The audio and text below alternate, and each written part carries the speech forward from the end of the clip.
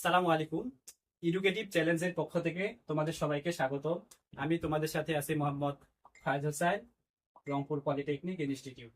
আজ তোমাদের সামনে নিয়ে এসেছি আমি ফিজিক্স ওয়ানের তৃতীয় চ্যাপ্টার গতি ও গতির সমীকরণ।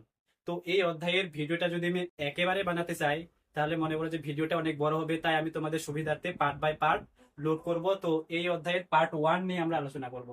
এই অধ্যায়ের টপিক হচ্ছে, আমাদের আজকের এই টপিক নিয়ে আলোচনা করব। টপিক হচ্ছে স্থিতি ও গতি এবং গতির প্রকারভেদ। তো একটা জিনিস মনে রাখবা যে আমাদের ফিজিক্স মানে হচ্ছে বাস্তবিক উদাহরণ। বাস্তবিক উদাহরণ মানে হচ্ছে ফিজিক্স, মানে ফিজিক্স রিলেটেড হচ্ছে আমাদের বাস্তবিক জীবনের সাথে। তো এই বাস্তবিক জীবনের সাথে উদাহরণ দিয়ে মনে করো যে আমরা আজকে এই অধ্যায়টা বুঝবো। তো আমাদের টপিক দেখি, প্রথমে আছে আমাদের স্থিতি। তো স্থিতি বলতে ভাইয়া আমরা কি বুঝি? স্থিতি কি বুঝি ভাইয়া? স্থিতি মনে করো যে কোনো একটা বস্তু চিরকাল স্থির আছে, মানে কি স্থির বলতে আমরা কি বুঝি তাহলে? স্থির বলতে বুঝি যে মনে করো যে তার কোনো অবস্থানে পরিবর্তন হয়নি। মনে করো যে এই যে আমি এখানে আছি, এই যে স্থির আছি, এই স্থির থাকাটাকে কি বলে? আমি স্থির যে আছে একটা নির্দিষ্ট সময় আছে, অবশ্যই আমি একটা সময় অতিবাহিত হয়েছে। তাহলে আমরা এভাবে বলতে পারি না যে স্থিতি কি সময়ের সাথে যখন কোনো বস্তুর অবস্থানের কি হয় না, পরিবর্তন হয় না, তখন তাকে কি বলা হয়? স্থিতিশীল বস্তু বলা হয়। আর এই যে আমি স্থির আছি, আমার এই স্থির থাকার যে প্রবণতাটা, সেটা হচ্ছে আমার কি স্থিতি। তাহলে আমাদের স্থিতি গেল। এবার আসি আমরা গতি। গতিটা হচ্ছে কি? গতিটা হচ্ছে সম্পূর্ণ বিপরীত স্থিতির। অর্থাৎ স্থিতিতে আমরা কি জানলাম যে বস্তুটা কি সময়ের সাথে কি হবে না, এই যে আমি ছিলাম, আমার সময়ের সাথে কোনো অবস্থানের পরিবর্তন হবে না। কিন্তু যখন আমি এবার গতিতে যাব, গতি হচ্ছে কি, এই যে মনে করো আমি এখানে ছিলাম, এবার আমি যাচ্ছি, এই যে সময়ের সাথে কি হচ্ছে, আমার অবস্থানের কি হচ্ছে, পরিবর্তন হচ্ছে। এই অবস্থানের পরিবর্তনটা হচ্ছে কি গতিশীল বস্তু। আর এই যে আমি গতিশীল থাকতে যাচ্ছি, সেটা হচ্ছে আমার কি গতি। মানে গতিশীল থাকতে যাওয়ার যে প্রবণতা, সেটা হচ্ছে আমার কি গতি। তাহলে আমরা কি এবার আবার এবার যদি আমরা বইয়ের ভাষায় সংজ্ঞাটা দিতে চাই যে ভাই স্থিতি কি, স্থিতি হচ্ছে তাকে বলা হয় যে সময়ের পরিবর্তনের সাথে যখন কোনো বস্তুর অবস্থানের পরিবর্তন হয় না, তখন তাকে কি বলা হয়? স্থিতিশীল বস্তু বলা হয়।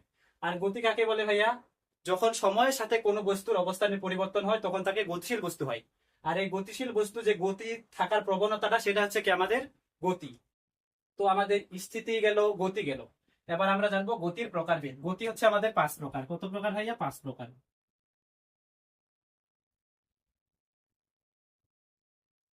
এক নম্বরে যদি লিখি আমরা চলন গতি, দুই নম্বরে হচ্ছে ঘূর্ণন গতি,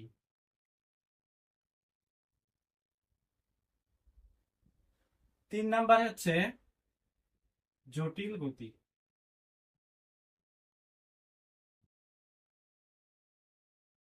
চার নম্বরে হচ্ছে পর্যায় গতি,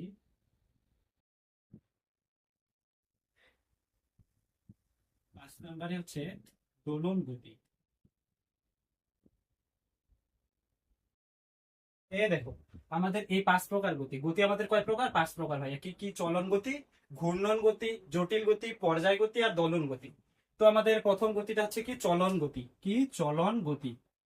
তো চলন গতি বলতে আমরা কি বুঝি? চলন গতি বলতে মানে চলা। চলা বলতে কি, এই যে মনে করো যে আমি এখানে আছি, আমি মনে করো একটা বস্তু, এই যে মনে করো যে আমি চলতেছি, এই যে চলতেছি, এখানে আমার কি কি এখন এখন বুঝতে লাগবে আমার এই চলার সাথে কি কি বিষয় সম্পর্কযুক্ত। এই যে আমি এখানে ছিলাম, এখান থেকে আবার কি যাচ্ছি, এই যে যাচ্ছি, যাওয়ার সময় কি হচ্ছে, আমার একটা অবশ্যই একটা নির্দিষ্ট সময় অতিবাহিত হচ্ছে। তাহলে একটা নির্দিষ্ট সময় অতিবাহিত হচ্ছে, এই যে যাচ্ছি একটা নির্দিষ্ট দিকে যাচ্ছি, উত্তর দিকে বা পূর্ব দিকে বা পশ্চিম দিকে যাচ্ছি। তাহলে কি আমাদের একটা যাচ্ছে নির্দিষ্ট সময় যাচ্ছে, তারপরে কি যাচ্ছে, একটা নির্দিষ্ট দিক যাচ্ছে। এবার তো যাচ্ছি আমি, এখানে অবস্থানটা ছিলাম আমার প্রথমে এই অবস্থানে, এবার যাচ্ছি আমি, তাহলে আমার অবস্থানের পরিবর্তন হলো, এই পাশে আসলাম, তাহলে আমার অবস্থানেরও পরিবর্তন হইলো। তাহলে ভাই আমরা চলন গতি বলতে কি বুঝি? তাহলে চলন গতির সংজ্ঞাটা ভাই আমরা এভাবে দিতে পারি না যে কি, যখন কোনো বস্তু, কোনো গতিশীল বস্তুর গতি যদি এমন হয়ে যায়, সেটা কি হয়, কোনো নির্দিষ্ট দিকে নির্দিষ্ট সময়ে নির্দিষ্ট দূরত্ব অতিক্রম করে, তাহলে তার গতিকে কি বলা হয়? চলন গতি। আমি আবারও বলছি, চলন গতি কি? যখন কোনো গতিশীল বস্তু কোনো নির্দিষ্ট সময়ে নির্দিষ্ট দিকে নির্দিষ্ট দূরত্ব অতিক্রম করে, তাকে কি বলা হয়? চলন গতি বলা হয়।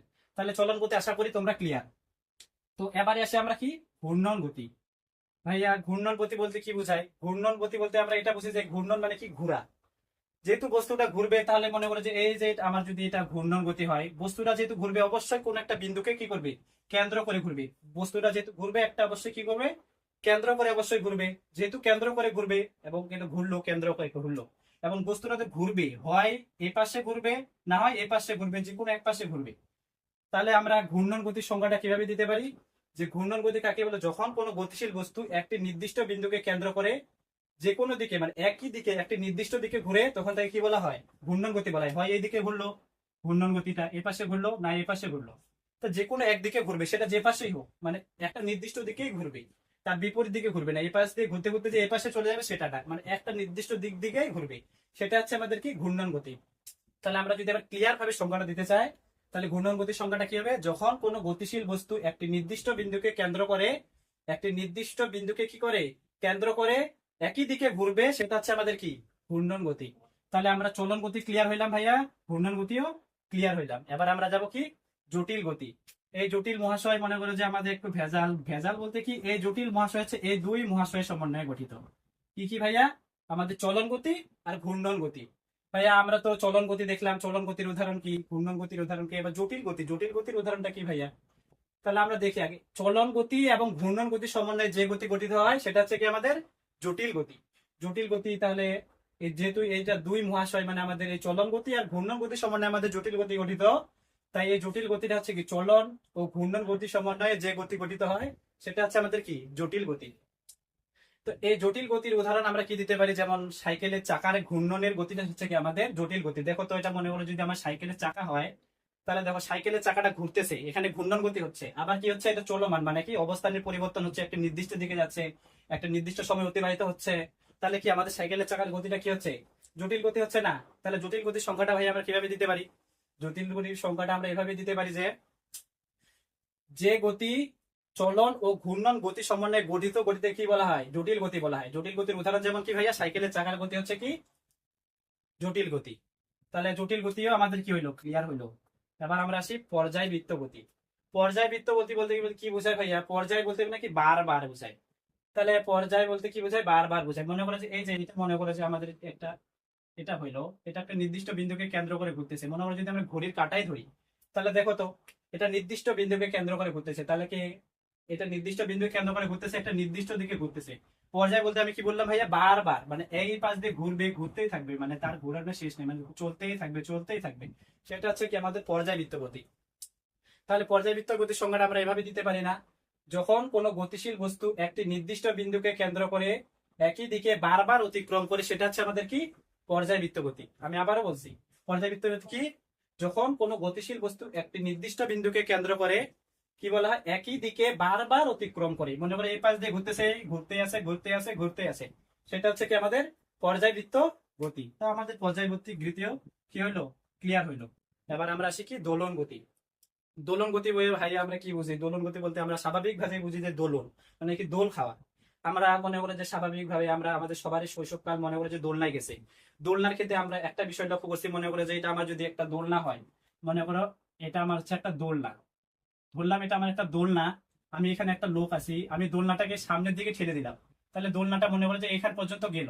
আবার কি হয়, দোলনাটা কি হয়, আবার পিছনের দিকে মনে করে এই দিক যায়। তাহলে কি হয়, দোলন গতি কি হয়, মনে করে যে এই যে এই দিক গেল, এই যে এই পুরা সময়টা হচ্ছে তার কি একটা পর্যায়কাল, এখান থেকে এখান পর্যন্ত গেল, এটা তার পুরা সময়টা কি একটা পর্যায়কাল। তাহলে আমরা দোলন গতির সংখ্যাটা ভাই এভাবে দিতে পারি না, যখন কোনো গতিশীল বস্তু তার পর্যায়কালে অর্ধেক সময় কোনো নির্দিষ্ট দিকে, এই যে আমি লোকটা ছিলাম বা আমি যে এই পাশে সামনের দিকে ঠেলে দিলাম, তাহলে কি হলো, অর্ধেক সময় এই পাশে যে পাশে দিলাম সেই পাশে গেল, আবার কি হলো, আবার ব্যাক হয়, আবার কিন্তু সে নিজে এই পাশে যাবে, মনে হয় যে তার বিপরীত দিকে যাবে। তাহলে আমরা এভাবে সংজ্ঞাটা দিতে পারি না যে দোলন গতির সংজ্ঞাটা কি, যখন কোনো গতিশীল বস্তু তার পর্যায়কালে অর্ধেক সময় কোনো নির্দিষ্ট দিকে, বাকি অর্ধেক সময় তার বিপরীত দিকে একই পথে চলে, আবার একই পথে যায়, তার বিপরীত দিকে একই পথে চলে, মানে এই পাশে তো চলতেছিল এই একই পথে তো যাচ্ছে, মানে তার বিপরীত দিকে যাচ্ছে। তাহলে আমরা দোলন গতির সংজ্ঞাটা এভাবে দিতে পারি না, কিভাবে ভাইয়া, যে যখন কোনো গতিশীল বস্তু তার গতিশীল পথে, মানে যখন কোনো গতিশীল বস্তু তার গতিপথে অর্ধেক সময় কোনো নির্দিষ্ট দিকে, বাকি অর্ধেক সময় একই দিকে তার বিপরীত পথে চলে, তখন তাকে কি বলা হয়, দোলন গতি বলা হয়। তো আমাদের আজকের বিষয়ের টপিক কি কি ছিল, স্থিতি ও গতি, ক্লিয়ার। তারপরে আমরা কি গতির প্রকারভেদ জানলাম ভাই, গতির প্রকারভেদ 5 প্রকার: চলন গতি, ঘূর্ণন গতি, জটিল গতি, পর্যায়বৃত্ত গতি, দোলন গতি। তো এটা আমাদের ক্লিয়ার।